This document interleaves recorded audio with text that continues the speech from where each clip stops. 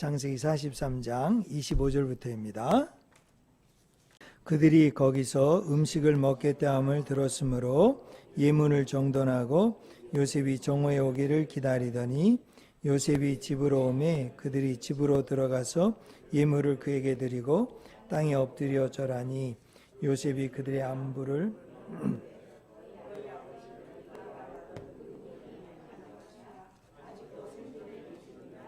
그들이 대답하되 주의 종 우리 아버지가 평안하고 지금까지 생존하였나이다 하고 머리 숙여 절하며 요셉이 눈을 들어 자기 어머니의 아들 자기 동생 베냐민을 보고 이르되 너희가 내게 말하던 너희 작은 동생이 이 아이냐. 그가 또 이르되 소자여 하나님이 내게 은혜 베푸시기를 원하노라. 요셉이 아우를 사랑하는 마음이 복받쳐 급히 울 곳을 찾아 안방으로 들어가서 울고 얼굴을 씻고 나와서 그 정을 억제하고 음식을 차리라 하매 그들이 요셉에게 따로 차리고 그 형제들에게 따로 차리고 그와 함께 먹는 애굽 사람에게도 따로 차리니 애굽 사람은 히브리 사람과 같이 먹으면 부정을 입음이었더라. 그들이 요셉 앞에 한때 그들의 나이에 따라 앉히게 되니 그들이 서로 이상히 여겼더라. 요셉이 자기 음식을 그들에게 주되 베냐민에게는 다른 사람보다 5배나 주매 그들이 마시며 요셉과 함께 즐거워하였더라. 아멘. 창세기에 보면 우리는 요셉의 이야기를 살펴보고 있습니다. 요셉이 17살에 이집트로 팔려가서 이제 30살에 총리가 되고 이제 20년 만에 만난 형제들과의 상봉이 어떤 마음이었을까? 20년 전에 괴롭고 힘든 일을 경험했는데 그 사람을 다시 만났어.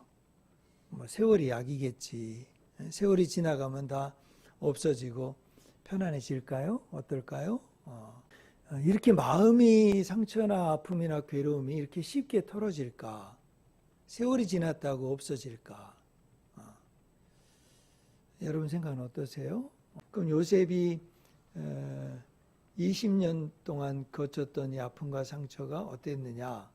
창세기 42장에 보시면 7절에 보시면 처음 만난 장면 7절에 요셉이 보고 형들인 줄을 아나 어떻게 했어요? 모르는 채 하고 모르는 채 할 수는 있죠.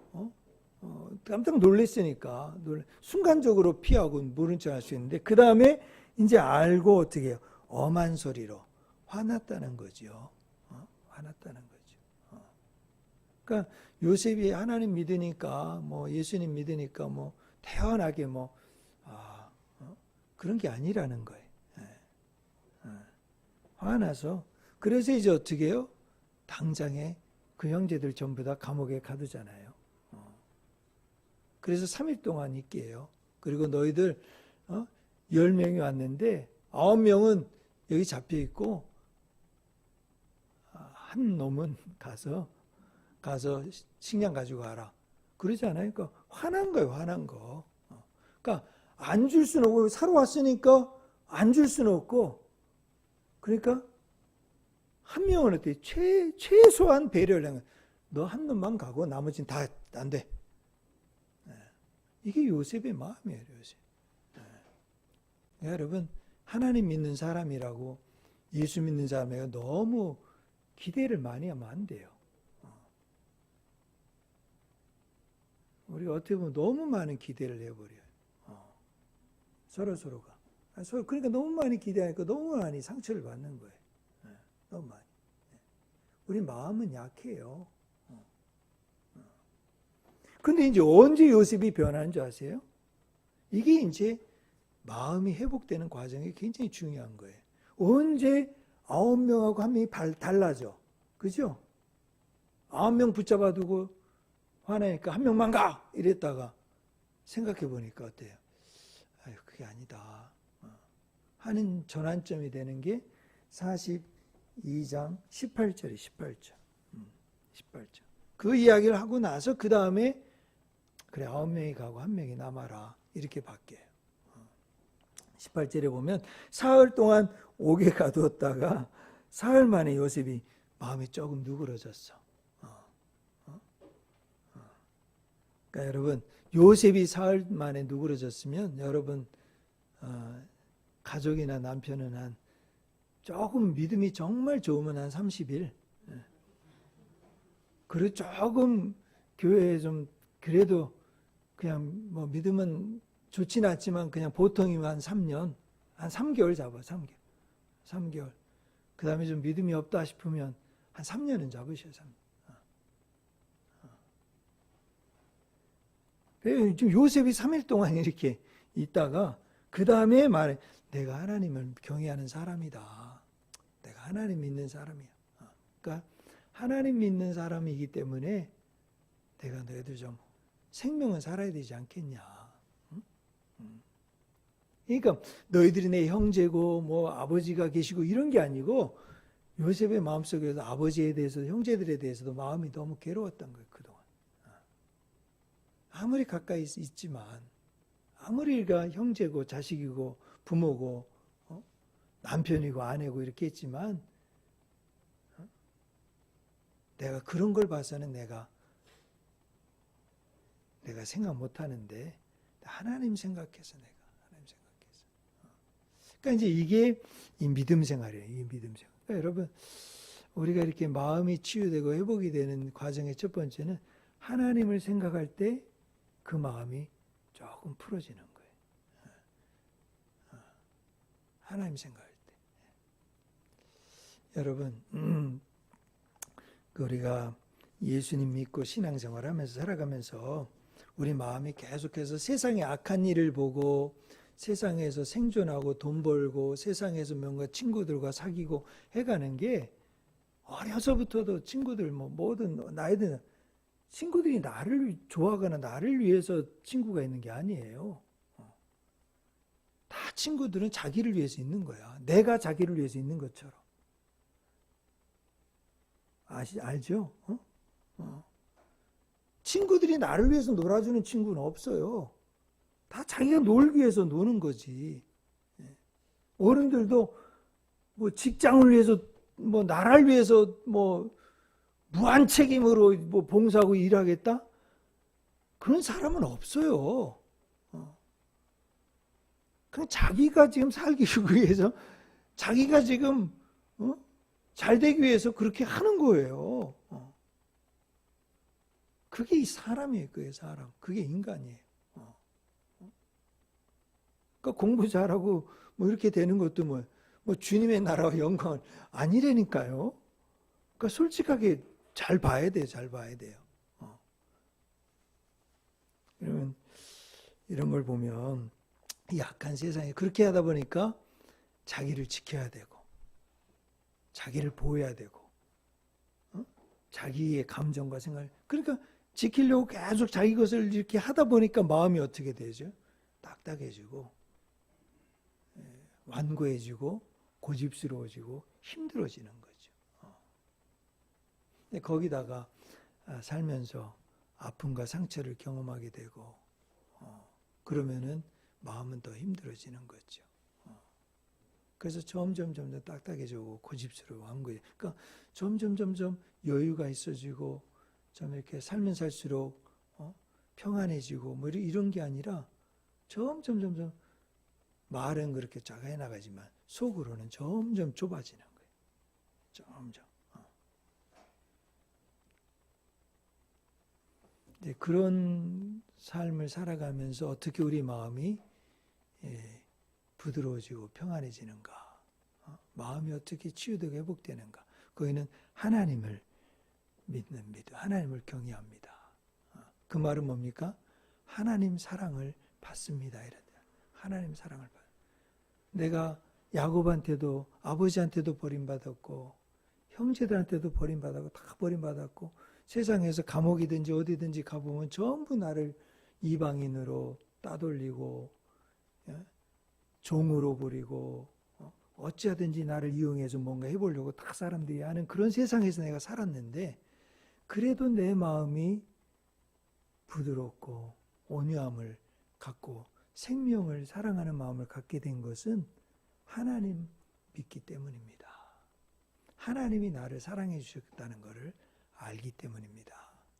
이거를 지금 고백하고 있는 거예요. 하나님 고백한 경외한다는 게 뭐 하나님 믿고 막 그냥 뭐 제사 드리고 제물 드리고 뭐 율법을 지키고 그런 게 아니고 하나님이 나를 사랑하셨다는 것을 내가 알기 때문입니다. 그 세계적인 영성가 중에 달라스 윌라드라는 사람이 있어요. 달라스 윌라드라는 사람이 있는데 그분은 금세기에 그분의 책이 주는 영향, 개신교 영성사에서는 굉장히 중요한 분이에요. 하나님을 깊이 체험하고 만난 그런 분인데 그분의 살아온 인생은 그렇게 영성적이질 않아. 하나님 사랑을 그렇게 말할 수 있는 사람이 아니에요. 2살이 태어난 지 막 2살이 막 지나서 그 어머니가 돌아가셨어. 그래서 그 장례식 때 그 묘를 만들어놨잖아요. 묘 위로 이 애가 기어서 올라가더라는 거예요. 살아온 인생과 삶 속에서 보면 좋은 여건과 환경이 아니에요. 그런데 이분이 왜 그렇게 영성의 길을 갖고 하나님 사랑을 이야기하고 전파하는 글마다 쓰는 글마다 수많은 명작들을 남기면서 했는가? 사람에게 받지 못했던 그 사랑으로 좌절하고 낙심하고 있었다면 끝이 났을 텐데 이 사람은 하나님 사랑을 알았던 거죠. 하나님 사랑이 나를 구원해 줬다. 그러니까 하나님을 사랑한다는 거는 그냥 내가 하나님 믿고 하나님 은혜 받고 이런 정도가 아니고 매일매일 내 마음에 일어나는 상처와 아픔과 괴로움들을 치료해 주는 근원적인 약과 같은 거예요. 그러니까 하나님을 믿는 게 이런 거예요. 하나님 믿는 게. 그러니까 여러분들이 우리가 이 세상을 살아가면서 하나님을 경외하는 마음으로 하나님을 사랑하는 마음, 하나님을 믿는다는 것 자체가 우리의 마음의 치유가 진행되고 있다. 이게 요셉에게서 볼 수 있는 거예요. 둘째는 요셉이 그걸 경험하고 나서 하나님을 내가 믿는 사람이다. 하나님이 나와 함께한다. 이것 때문에 그 어려운 시간을 마음의 상처, 아픔이 있을 때마다 그것이 치유되고 회복되는 거예요.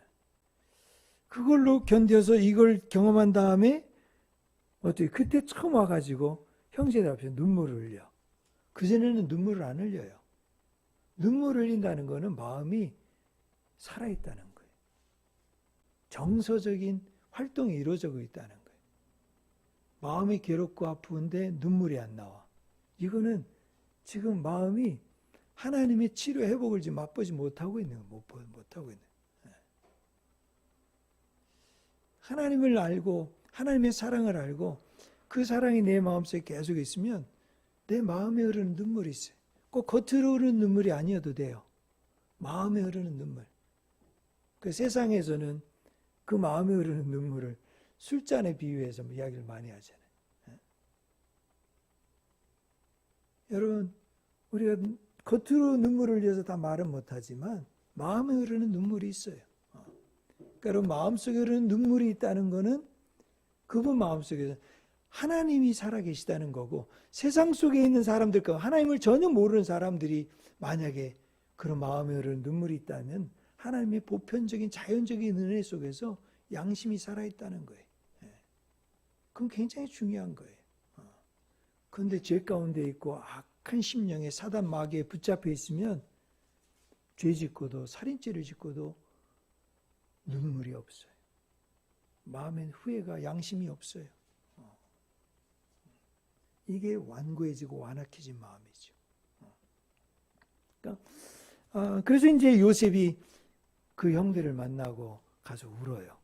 그러고 나서 이제 마음이 풀어지는 거죠. 그렇다고 다 풀어지 한번 울었다고 끝나는 게 아니에요. 그러고 나서 두 번째로 어떻게 되느냐. 오늘 43장에 보시면 43장 이제 요셉의 집으로 인도하잖아요. 그리고 음식을 이제 먹겠다 그래요. 언제? 정오 때쯤 와서 요셉이 음식을 먹겠다. 그러니까 형제들 음식 먹는 자리로 초대하는 거죠. 요셉으로 들어가는데 이제 안무를 물어요. 노인이 안녕하시냐? 아버지는 생존해 계시느냐? 예, 생존합니다. 뭐 이렇게 하고 하는데 29절. 그때까지도 이제 가만히 29절 한번 읽어보세요. 시작. 요셉이 눈을 들어 자기 어머니의 아들 자기 동생 베냐민을 보고 이르되 너희가 내게 말하던 너희 작은 동생이 이 아이냐. 그가 또 이르되 소자여 하나님이 내게 은혜 베푸시기를 원하노라. 그러니까 이제까지 아버지 안부 묻고 형제들 다 봤어요. 봤는데 그냥 이렇게 있다가 누구를 봐요? 어머니의 아들 자기 동생 누구? 베냐민을 보고 베냐민을 보는 거예요. 베냐민. 그러니까 10명의 형제들을 보고 나서는 울어요 안 울어요? 그건 눈물이 안 나와요. 아직까지 안 나와. 여러분 마음의 치유와 회복이라는 게 이렇게 쉬운 게 아닙니다. 우리 인간이라는 게 그런 사람이에요. 왜? 그건 보이지 않는 깊은 내 의식 속에 내려와 있는 거기 때문에. 내 의식적으로 아무리 하려고 해도 그게 안 돼. 그만큼 좋은 것을 봤든지 나쁜 것을 봤든지 마음의 의식 깊은 곳에 잠겨져 있는 것은 우리가 참 어려운 내용이에요. 자, 그런데 이 30절 한번 읽어보겠습니다. 시작. 요셉이 아우를 사랑하는 마음이 복받쳐 급히 울 곳을 찾아 안방으로 들어가서 울고 얼굴을 씻고 나와서 그랬어요. 누구를 보고 우는 거예요? 베냐민을 보고 우는 거예요. 베냐민. 이제 마음이 회복되고 마음이 치유되는 거는 여러분 오랜 과정이라는 걸 꼭 기억하셔야 돼요. 그러니까 저도 이걸 이해하는 게 중요한 거예요. 지금 이걸 제가 이렇게 설명해요. 이걸 이해를 해야 돼. 내가 하나님 믿는 신앙을 왜 우리가 지금 하나님 믿고 신앙생활을 하느냐?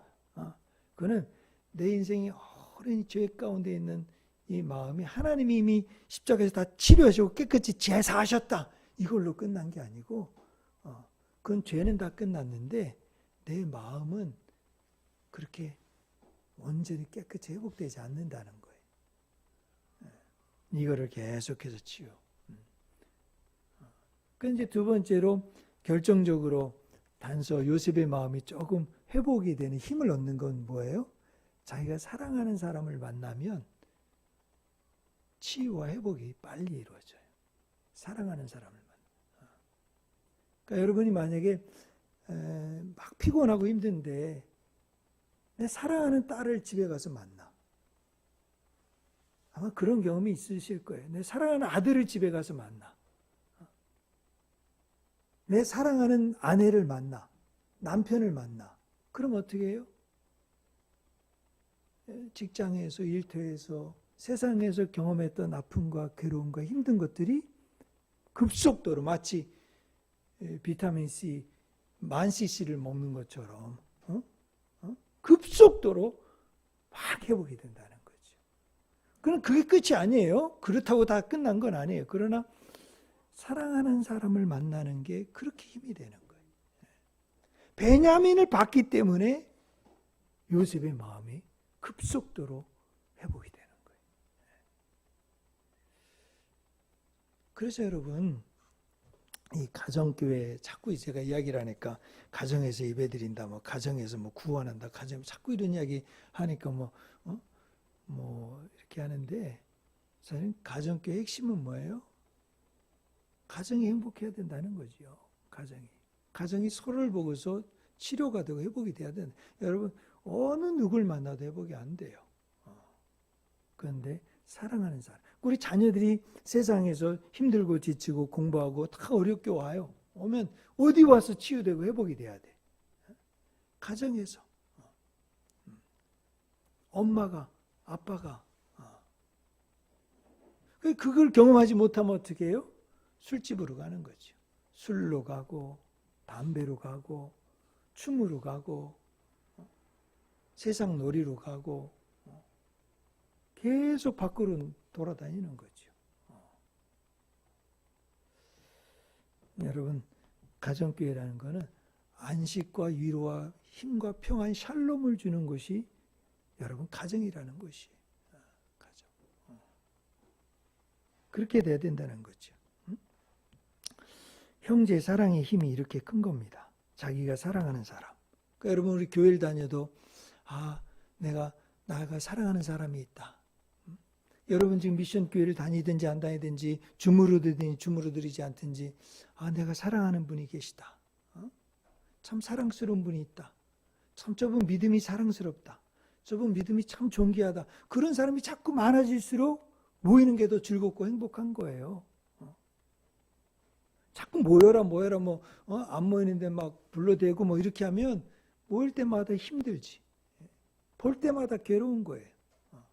그런데 거기 가니까 참 믿음 생활하는데 참 사랑스럽게 하는 분이 많다. 참 예쁘게 믿음 생활하는 사람이 참 귀하게 하는 분이 많다. 거기 가니까 어린 애들이 참 존귀하게 엄마 옆에서 아빠 옆에서 이렇게 주무를 하는데도 참 어떻게 이렇게 예배를 드리냐. 뭐 이런 모습만 봐도 어떻게 해요? 그것만 봐도 은혜가 되는 거예요. 그렇게 해서 모이기 시작하는, 그렇게 해서. 하나님을 경외하는 믿음으로 모이지만 나는 하나님만 보고 나갑니다. 그러니까 자꾸 억지가 생기는 거예요. 억지가. 외골수가 되고. 하나님 믿는 신앙과 여러분 이렇게 만나고 얼굴 보면 참 반갑고 좋다. 참 기쁘다. 그 사람 때문에 요셉의 마음이 눈물이 나오는 거예요.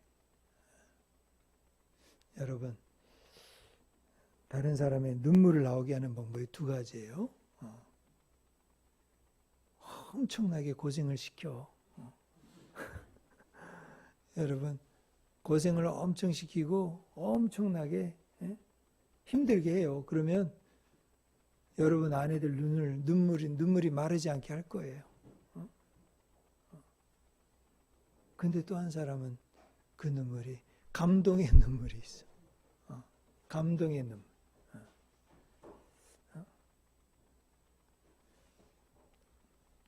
예.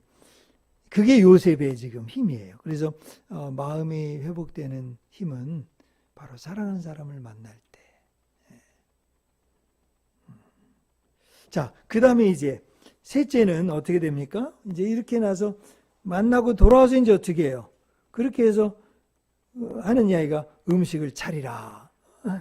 여러분, 이 음식이 그냥 나오는 게 아니에요. 그냥 여러분 만나서 형식적으로 뭐 식사 한번 하고 음식 한번 차려서 한번 대접하고 뭐 할 수 있죠. 근데 그런 게 아니에요, 지금. 이렇게 마음이 이렇게 되고 사랑하는 사람을 만나고 이 사람을 만나고 난 다음에 보니까 그 다음에 상을 다 차리게 되네. 그래 차리고 나서 어떻게 되죠? 따로따로 다 차려. 따로따로. 애굽 사람들 히브리 사람과 같이 먹으면 부정하니까 따로 차리고. 이 33절에 그들의 나이에 따라. 여러분 32절에 그 예절과 예법이 있다는 거예요. 뭐든 차리고 먹는데 33절 그들이 앉는데 그들의 나이에 따라 앉죠. 나이에 따라. 그 이상한 거죠. 아직 요셉인지 몰라요. 요셉인지 몰라. 요셉은 알아. 요셉인지 몰라. 근데 서로 이상한 거. 어떻게 이렇게 나이에 따라서 조금 우리를 앉히지? 예? 형님 먼저, 아우 먼저. 34절 함께 읽겠습니다. 시작. 요셉이 자기 음식을 그들에게 주매 베냐민에게는 다른 손보다 5배나 주매 마음의 회복이 일어나는 세 번째 과정 중에 샬롬 식탁이죠.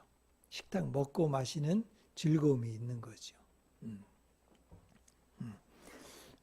참 이상적인 교회의 모습, 좀 우리 가정교회의 모습이라면 이런 세상에 지치고 힘든 영혼과 심령이 가정에 와서 참 사랑하기 때문에 함께하고 만나는 그 사람을 해서 힘을 얻고 용기를 얻을 수 있는.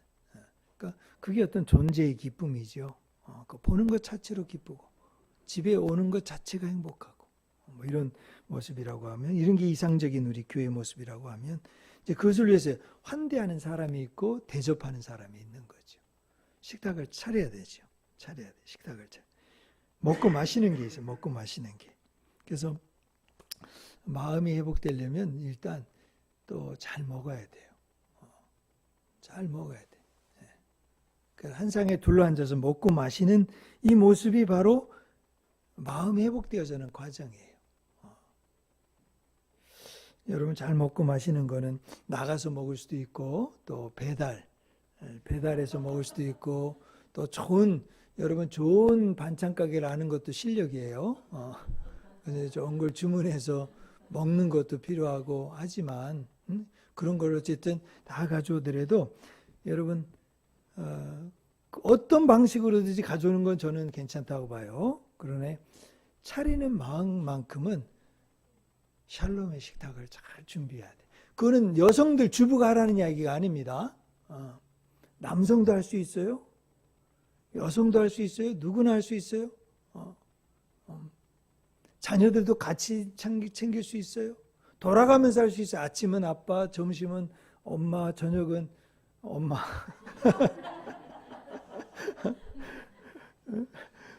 근데 저녁은 좀 애들이 더 도와주고. 여러분 이게 공부한다, 뭐 해야 된다, 애는 뭐 이거 해야 된다. 그렇게 생각하면 그건 잘 생각해 보세요. 잘 생각해 보세요. 근데 샬롬의 식당에 모두가 다 함께하는 한 상에 여러분 그 샬롬의 식당인 게 누가 다 차려놓으면 나만 젓가락 들고 오고 밥 숟가락만 들고 오면 된다. 그게 아니에요. 물론 그렇게 해야 되는 시간이 있고 그럴 때가 있어요. 매번 뭐 다 그런 건 아니지만. 그런데 가정교회는 식탁을 같이 하는 거예요. 여러분 식구가 뭡니까? 먹을 식자잖아요. 가족도 먹는 게 있더라. 먹는 거. 입구에 먹는 거. 가족도 식구도 다 밥을 같이 먹는 사람들이에요. 밥을. 예수님께서도 제자들에게 저는 많이 먹였다고 생각이 들어요. 예수님도. 네. 마지막에 보면 부활하시고 제자들이 그렇게 낙심하고 절망 가운데 있었을 때 다 각자 자리로 갈릴리로 도망가고 이리저리 흩어져 버렸을 때 주님은 그곳에 가셔서 먹을 것을 준비해서 먹이시죠. 샬롬의 식탁. 해변가에 숯불을 피시고 그 위에다가 생선과 먹을 것을 준비하셨다. 어떻게 해요? 먹이시잖아요. 이게 샬롬의 식탁이에요. 저는 오늘 우리 미션교회 주부들이나 우리 가장 남편들이나 자녀들 모두가 다 함께 이런 마음으로 식탁을 준비해야 되지 않나.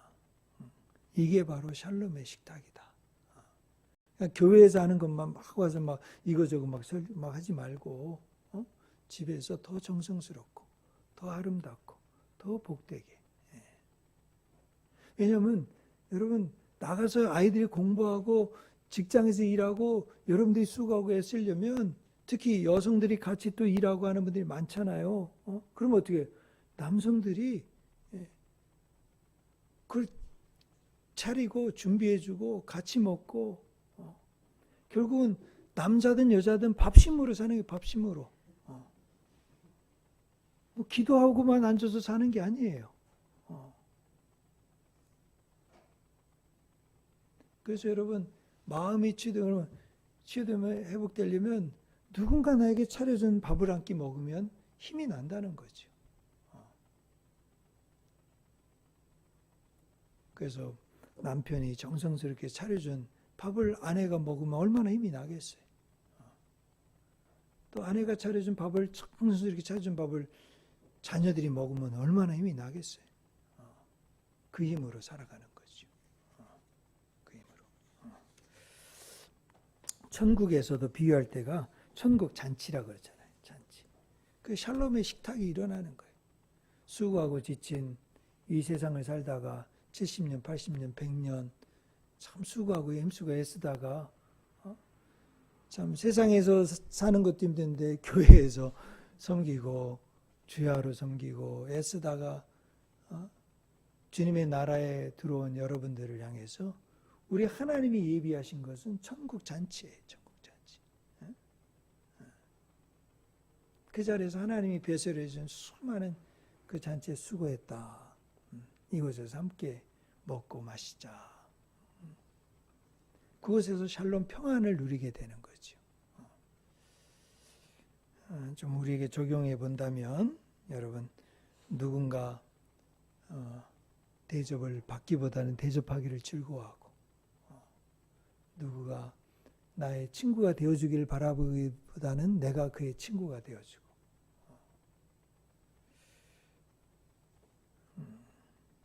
예, 이런 마음을 가지고 살아가면서 어떻게 요셉의 마음이 회복되는 거니까 제가 처음에도 마치 이번 한번 요셉의 형제들 베냐민 때문에 사실 10명이 먹는 거예요. 어떻게 보면 아세요?